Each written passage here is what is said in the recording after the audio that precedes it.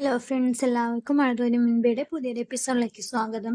അപ്പോൾ നമ്മുടെ വീഡിയോ ആദ്യമായിട്ട് ആരെങ്കിലും കാണുന്നുണ്ടെങ്കിൽ വീഡിയോ ഇഷ്ടമാണെന്ന് വെച്ചാൽ ഒന്ന് ലൈക്കും ഹൈപ്പും ചെയ്ത് സപ്പോർട്ട് ചെയ്യാം. തൻ്റെ മകൻ കാരണം നേരിടേണ്ടി വന്ന അപമാനം സഹിക്കാൻ വയ്യാതെ ആശുപത്രി കിടക്കയിലായ ബാലചന്ദ്രൻ ഡിസ്ചാർജായി വീട്ടിൽ തിരിച്ചെത്തിയതിനു ശേഷം ആലോചിച്ചത് മുഴുവൻ തൻ്റെ മകൻ കാരണം ജീവിതം നഷ്ടപ്പെട്ട ആ പെൺകുട്ടിയെക്കുറിച്ചായിരുന്നു. അവളിപ്പോൾ ഏത് സാഹചര്യത്തിലൂടെ ആയിരിക്കും കടന്നു പോകുന്നത്? ഇത്രയും ചെറുപ്പത്തിൽ എന്തുമാത്രം വേദനയും അപമാനവും അവൾ സഹിക്കേണ്ടി വന്നിട്ടുണ്ടാവുക. തൻ്റെ മകൻ എങ്ങനെ ഇങ്ങനെയെല്ലാം ചെയ്യാൻ കഴിഞ്ഞു? ഞാൻ എങ്ങനെയാണ് അവനെ എല്ലാം വളർത്തി വലുതാക്കിയത്? അയാൾ സ്വയം വിങ്ങിപ്പൊട്ടി. എങ്ങനെയാണ് ഇനി അവനെ പുറത്തിറക്കുക? എങ്ങനെയാണ് അവൻ ചെയ്തു വെച്ച തെറ്റിന് പരിഹാരം കണ്ടെത്തുക? ഒന്നും അറിയുന്നില്ലല്ലോ ദൈവമേ. അയാളിരുന്ന കസേരയുടെ അടുത്തിരുന്ന മേശപ്പുറത്ത് കൈവച്ച് പൊട്ടിക്കരയാൻ തുടങ്ങി. അങ്ങനെ തന്റെ 3 പെൺമക്കളെയും പോലെയാണ് എനിക്ക് എന്റെ മകൻ നശിപ്പിച്ച ആ പെൺകുട്ടിയും എന്ന തിരിച്ചറിവിൽ ബാലചന്ദ്രൻ എല്ലാവരെയും ഞെട്ടിച്ചുകൊണ്ട് ആ തീരുമാനമെടുക്കുകയാണ്. രോഹിത് ചെയ്ത തെറ്റിന് പരിഹാരം അതൊന്നു മാത്രമേ ഉള്ളൂ എന്നയാൾ ഉറപ്പിച്ചു. ശരണി എന്ന ആ പെൺകുട്ടിയുടെ ഇനി അങ്ങോട്ടുള്ള എല്ലാ ചെലവുകളും, പഠിത്തം മുതൽ എല്ലാ ചെലവുകളും തനിക്ക് നോക്കണമെന്ന് ബാലചന്ദ്രൻ തീരുമാനിച്ചു. അതിനു വേണ്ടുന്നത് എല്ലാം ചെയ്യണം. ഒന്നിനും പകരമാവില്ലെങ്കിലും എന്റെ മനസ്സമാധാനത്തിന് എന്തെങ്കിലും ചെയ്തേ പറ്റൂ. തന്റെ തീരുമാനങ്ങൾ ബാലചന്ദ്രൻ തന്റെ 3 പെൺമക്കളെയും വിളിച്ചുകൂട്ടി അവർക്ക് മുന്നിൽ അവതരിപ്പിച്ചു. അലീനയും കൃഷ്ണമോളും എതിർപ്പുകളൊന്നുമില്ലാതെ സമ്മതം മൂളി. അച്ഛൻ അത് ചെയ്യണം, അച്ഛന്റെ കടമയാണ് എന്ന് അലീന പറഞ്ഞു. അച്ഛൻ എന്തിനതെല്ലാം ചെയ്യണം? രോഹിയേട്ടൻ അങ്ങനെ ചെയ്തു വച്ചു എന്ന് കരുതി അച്ഛൻ ഇങ്ങനെയൊന്നും ചെയ്യേണ്ട ആവശ്യമില്ല. അവരൊക്കെ പൈസ തട്ടാൻ വേണ്ടി നോക്കുന്നവരായിരിക്കും, ദരിദ്രവാസികൾ. ബബിത പറഞ്ഞു നിർത്തുന്നതിനു മുന്നേ തന്നെ ബാലചന്ദ്രന്റെ ശബ്ദമുയർന്നു. നിർത്തടി, ഇനി ഒരു അക്ഷരം മിണ്ടിപ്പോവരുത്. ഞാൻ പറഞ്ഞതിന്റെ അർത്ഥം നിനക്ക് മനസ്സിലായിട്ടില്ല. നിന്നെപ്പോലെ ഒരു പെൺകുട്ടി തന്നെയാണ് അവളും. നിന്നേക്കാൾ ഒരു 3-4 വയസ്സ് പ്രായം കുറവാണ് അവൾക്ക്. നീ അവളെക്കുറിച്ച് എന്തെങ്കിലും ഓർത്തിട്ടുണ്ടോ? നിന്റെ ഏട്ടൻ ചെയ്ത തെറ്റ് നിനക്ക് ഇനിയും മനസ്സിലായില്ലേ? നിന്റെ ഏട്ടൻ ചെയ്തു വെച്ച തെറ്റിന്റെ പരിഹാരമാണ് ഞാൻ കണ്ടെത്തുന്നത്. നിന്നെപ്പോലെ ഒരു പെൺകുട്ടിയല്ല അവളും. അവൾക്ക് ഇനിയും പഠിക്കണം, അവൾക്ക് ഇനി ഈ സമൂഹത്തിൽ ജീവിക്കണം. അതിനെക്കുറിച്ച് എന്താ ആരും ചിന്തിക്കാത്തത്? അവളുടെ ഭാവിയും അവളുടെ ജീവിതമാണ് നഷ്ടപ്പെട്ടത്. വേറൊരു പുരുഷന്റെ കൂടെ ഇനി അവൾക്ക് ജീവിക്കാൻ പറ്റൂ? അതെല്ലാം എല്ലാവരും ആലോചിക്കണം. നിനക്കാണ് ഈ ഗതി വന്നിരുന്നെങ്കിലോ? എന്തായാലും നിങ്ങൾക്ക് രണ്ടുപേർക്കും വേണ്ടി ഞാൻ ചെലവാക്കിയ പണത്തിന് കണക്കില്ല. നിങ്ങളെ പഠിപ്പിച്ചതും വലുതാക്കിയതും ഇതുവരെ ആക്കിയതിനൊക്കെ ഞാൻ അധ്വാനിച്ചുണ്ടാക്കിയ പൈസ കൊണ്ടാണ്. അതെനിക്ക് നഷ്ടമായി. ഇനിയിപ്പോൾ അതിന്ന് കുറച്ച് പൈസ ഈ കുട്ടിക്ക് കൊടുത്തു എന്ന് വെച്ച് എനിക്ക് ഒരു നഷ്ടവും സംഭവിക്കാൻ പോകുന്നില്ല. അതിലെനിക്ക് സന്തോഷവും സമാധാനവും കിട്ടുമെങ്കിൽ ഞാൻ അത് ചെയ്യും. ഞാൻ നിങ്ങളോടെല്ലാം ഞാൻ ചെയ്യുന്ന കാര്യത്തിനെ കുറിച്ച് പറഞ്ഞു എന്ന് മാത്രമേ ഉള്ളൂ. നിങ്ങൾ അറിഞ്ഞിരിക്കാൻ വേണ്ടി പറഞ്ഞു എന്ന് മാത്രം. അല്ലാതെ നിങ്ങളോട് അഭിപ്രായം ചോദിച്ചതല്ല. നിങ്ങളുടെ ആരുടെയും അഭിപ്രായത്തിനനുസരിച്ചല്ല ഞാൻ എൻ്റെ ജീവിതത്തിൽ ഓരോന്നിനി ചെയ്യാൻ പോകുന്നത്. ഞാൻ ചെയ്യുന്നതെല്ലാം എല്ലാവരും അറിഞ്ഞിരിക്കണം എന്ന് മാത്രമേ എനിക്കുള്ളൂ. അല്ലാതെ ആരും അതിൽ അഭിപ്രായം പറയാനോ എൻ്റെ തീരുമാനങ്ങളെ മാറ്റാനോ നോക്കണ്ട. അമ്മ ഇതിന് സമ്മതിക്കുമെന്ന് അച്ഛൻ തോന്നുന്നുണ്ടോ? അമ്മ ഒരിക്കലും സമ്മതിക്കില്ല. അതിന് ആർക്ക് വേണം അവളുടെ സമ്മതം? നിങ്ങളോട് സംസാരിച്ച പോലെ അവളോട് ഞാൻ സംസാരിക്കും. കാരണം അവൾ അവൻ്റെ അമ്മ ആയതുകൊണ്ട് മാത്രം അവളോട് ഞാൻ സംസാരിക്കും. എൻ്റെ തീരുമാനം പറയും. അതിൽ അവളെ എതിർപ്പ് പ്രകടിപ്പിക്കുകയാണെന്ന് വെച്ചാൽ പ്രകടിപ്പിച്ചോട്ടെ. പക്ഷെ എൻ്റെ തീരുമാനത്തിന് ഒരു മാറ്റം ഉണ്ടായിരിക്കില്ല. രോഹിത് ബാലചന്ദ്രൻ എൻ്റെ മകനാണെങ്കിൽ അവൻ ഇങ്ങനൊരു തെറ്റ് ചെയ്തിട്ടുണ്ടെങ്കിൽ അതിന് പരിഹാരം കണ്ടെത്തുക എന്നുള്ളത് എൻ്റെ കടമയാണ്. അതെനിക്ക് ചെയ്തേ പറ്റുള്ളൂ. അതിന് എൻ്റെ മകനെ രക്ഷിക്കുക എന്നുള്ളത് മാത്രമല്ല എൻ്റെ കടമ.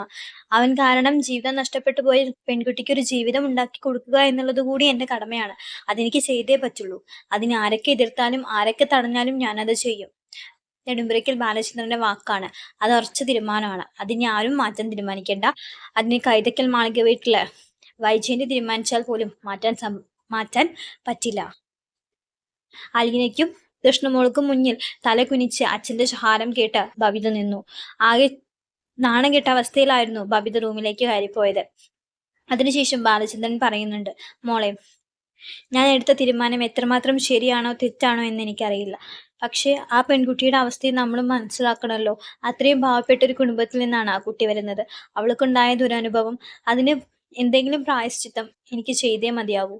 ആ കുട്ടിയെ പഠിപ്പിക്കണം, നല്ലൊരു നിലയിലാക്കണം. എന്നിട്ട് അവൾക്ക് സമ്മതമാണെങ്കിൽ അത് ഞാൻ നടത്തി കൊടുക്കും. അവളുടെ ഇഷ്ടപ്രകാരം മാത്രം. അതിൽ മറ്റാരുടെയും ഇഷ്ടം ഞാൻ നോക്കുന്നില്ല, രോഹിത്തിന്റെ പോലും. ഇനി ഞാൻ വൈജയെ കാണാനാണ് പോകുന്നത്. അത് കഴിഞ്ഞ് എനിക്ക് രോഹിത്തെയും കാണണം. എന്റെ തീരുമാനങ്ങൾ രണ്ടുപേരെ അറിയിക്കണം. രണ്ടുപേരുടെയും സമ്മതം വാങ്ങണമെന്നില്ല, എന്നാലും എനിക്ക് രണ്ടുപേരോടും ഞാൻ എടുത്ത തീരുമാനം പറയണം എന്നും പറഞ്ഞ് രോഹിത്തിനെയും വൈജയെയും കാണാൻ വേണ്ടിയിട്ട് ബാലചന്ദ്രൻ ഹോസ്പിറ്റലിലേക്കും ജയിലിലേക്കും പോകുന്നുണ്ട് കേട്ടോ. ആദ്യം പോകുന്നത് ഹോസ്പിറ്റലിലേക്കാണ്. ഹോസ്പിറ്റലിലേക്ക് പോയി തന്റെ തീരുമാനം വൈജയെ അറിയിച്ചതും വൈജയുടെ കടുത്ത വിമർശനങ്ങളും കടുത്ത രീതിയിലുള്ള പരിഹാസങ്ങളൊക്കെയാണ് ബാലചന്ദ്രന് നേരിടേണ്ടി വന്നത്. ബാലചന്ദ്രനോട് വൈജ പറയുന്നുണ്ട്, നിങ്ങൾ എന്ത് മണ്ടത്തരാണ് കാണിക്കുന്നത്? 50 ലക്ഷം രൂപയും രോഹിത്തുമായിട്ടുള്ള വിവാഹവും അതൊക്കെ നടക്കുന്ന കാര്യങ്ങളാണോ? ഈ ബലാത്സംഗം ചെയ്യപ്പെട്ട പെൺകുട്ടി, ഈ പിഴച്ച പെൺകുട്ടിയാണോ നിങ്ങൾ രോഹിത്തിന് വേണ്ടി കണ്ടുപിടിച്ചത്?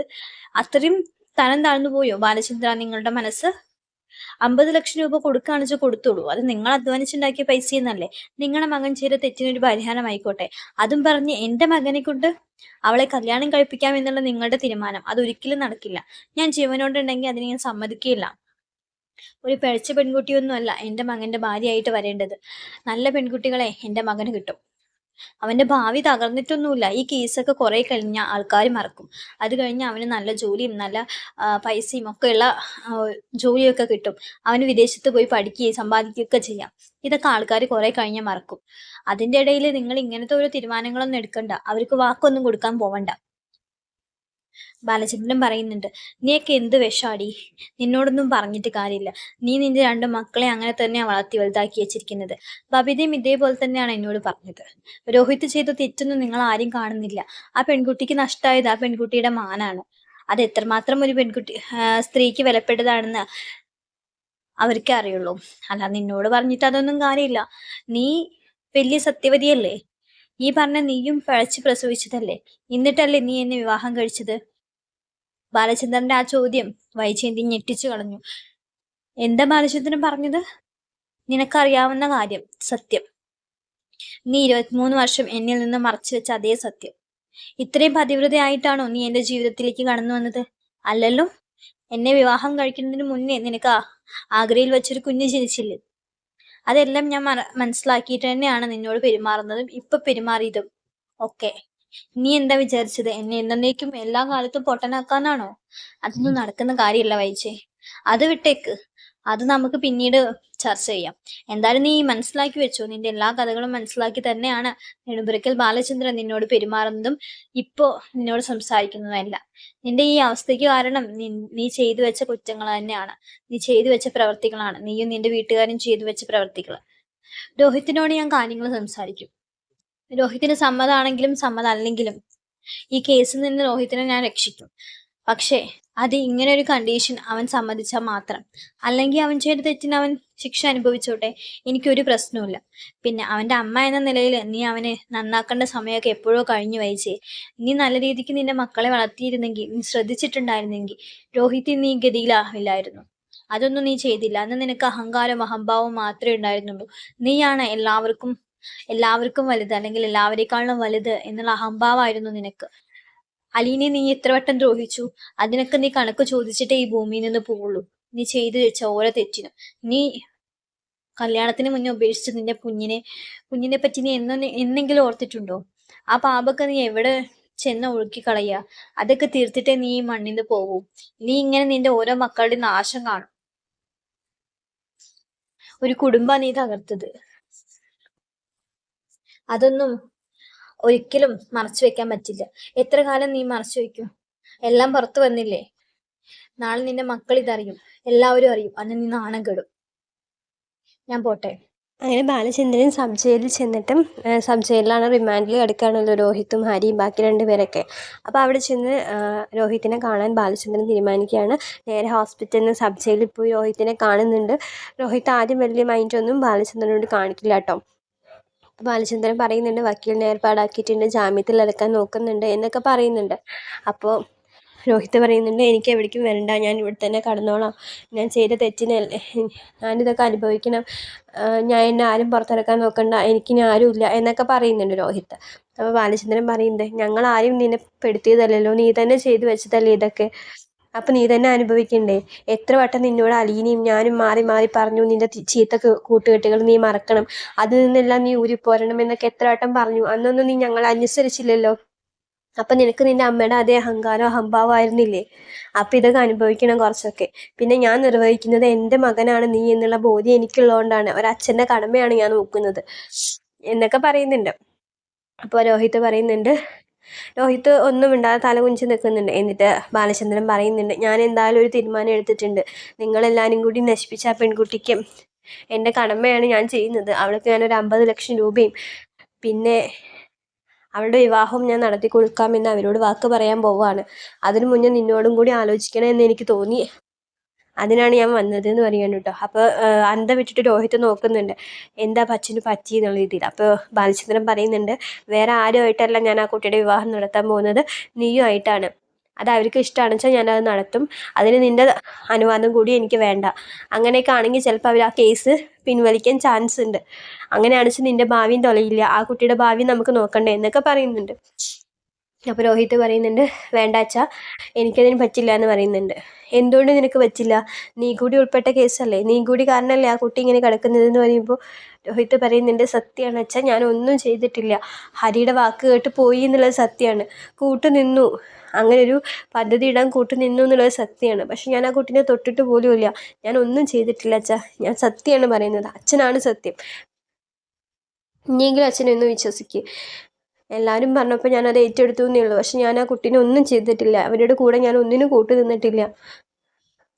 അങ്ങനെ ഒരു പദ്ധതി ഇടാൻ പ്ലാൻ ചെയ്തു, അത് തെറ്റാണ്. അത് മാത്രം ആ ഒരു തെറ്റ് മാത്രമേ ഞാൻ ചെയ്തിട്ടുള്ളൂ. ഹരിയുടെ ഓരോ വാക്ക് കേട്ടിട്ട് അങ്ങനെയൊക്കെ പെട്ടുപോയതാണ്, അല്ലാതെ ഞാൻ ആ കുട്ടീനെ ഒന്നും ചെയ്തിട്ടില്ല എന്നൊക്കെ പറഞ്ഞ് പൊട്ടിക്കരയാൻ തുടങ്ങിയിട്ടോ. ബാലചന്ദ്രൻ്റെ കൈകൾ ആ ഇരുമ്പഴിയുടെ ഉള്ളിൽ കൂടെ പിടിച്ച് പൊട്ടിക്കരയാണ് രോഹിത് ചെയ്യുന്നത് കേട്ടോ. ഞാൻ ഒന്നും ചെയ്തിട്ടില്ല അച്ഛാ, അച്ഛനെങ്കിലും എന്നെ വിശ്വസിക്കണം, രക്ഷിക്കണം, ഞാൻ ഒന്നും ചെയ്തിട്ടില്ല. അച്ഛൻ ഇങ്ങനത്തെ ഓരോ തീരുമാനങ്ങളൊന്നും എടുക്കരുത്. അച്ഛൻ അവൾക്ക് എന്തെങ്കിലും നഷ്ടപരിഹാരം കൊടുക്കുകയാണെന്ന് വെച്ചാൽ കൊടുത്തോളൂ. പക്ഷെ ഞാൻ ആ കുട്ടീനെ ഒന്നും ചെയ്തിട്ടില്ല, എനിക്ക് എങ്ങനെയും എന്നെ രക്ഷിക്കണം അച്ഛനൊക്കെ അവന് പൊട്ടിക്കരയാൻ തുടങ്ങിയപ്പോൾ ബാലചന്ദ്രൻ രോഹിത് പറയുന്നത് സത്യമാണെന്ന് മനസ്സിലാവുകയാണ് കേട്ടോ. അങ്ങനെ രോഹിത്തിനെ ആശ്വസിപ്പിച്ചിട്ട് ബാലചന്ദ്രൻ അവിടുന്ന് പോരാണ്. അങ്ങനെയാണ് അലീനുമായിട്ട് ബാലചന്ദ്രൻ വീണ്ടും ഇത് ഡിസ്കസ് ചെയ്യുന്നത്. ഇങ്ങനെ രോഹിത് പറയുന്നത് ശരിയാണെന്നാണ് എനിക്ക് തോന്നുന്നത്, ഇങ്ങനെ പൊട്ടിക്കരഞ്ഞിട്ട് അവൻ എന്നോട് പറയണമെങ്കിൽ അത് സത്യമായിരിക്കും. കുറേ കാലത്തിന് ശേഷം എൻ്റെ മകൻ എന്നോട് അങ്ങനെ സംസാരിക്കുന്നത് കുറേ കാലത്തിന് ശേഷമാണ്. അപ്പോൾ അത് സത്യമാവും, എനിക്ക് അവനെ അവിശ്വസിക്കാൻ പറ്റില്ല, അവൻ എനിക്ക് എങ്ങനെയെങ്കിലും രക്ഷിച്ചേ പറ്റുള്ളൂ എന്നൊക്കെ ബാലചന്ദ്രൻ അലീനോട് പറയുന്നുണ്ട്. അങ്ങനെയാണ് വീണ്ടും അലീന ശരണ്യയെ കാണാൻ പോവാം എന്നൊരു തീരുമാനത്തിലേക്ക് എത്തുന്നതും അലീന ശരണ്യയെ കാണുന്നതും ശരണ്യയെ സംസാരിക്കുകയൊക്കെ ചെയ്യുന്നതും ഒരു അടുപ്പം സ്ഥാപിച്ചെടുക്കുകയൊക്കെ ചെയ്യുന്നുണ്ട് കേട്ടോ. അതൊക്കെ വരാൻ പോകുന്ന എപ്പിസോഡാണ്. അത് ശരണ്യയെ കാണാൻ പോകുമ്പോൾ അലീനയ്ക്ക് നേരിടേണ്ടി വരുന്നത് ക്രൂരമായിട്ടുള്ള മർദ്ദനങ്ങളും സംസാരങ്ങളും ഒക്കെയാണ് കേട്ടോ. അവളെ മരണം വരെ സംഭവിക്കാനുള്ള ചാൻസ് ഒക്കെ ഉണ്ടാവുന്നുണ്ട് കേട്ടോ. അവളെ കൊല്ലാൻ വരെ അവിടെ ശ്രമങ്ങൾ നടക്കുന്നുണ്ടാവും കേട്ടോ. അപ്പോൾ അതൊക്കെ വരാൻ പോകുന്ന എപ്പിസോഡാണ്. വീഡിയോ ഇഷ്ടമാവുകയാണെന്ന് വെച്ചാൽ എല്ലാവരും ലൈക്ക് ചെയ്യണം, സബ്സ്ക്രൈബ് ചെയ്യണം. താങ്ക്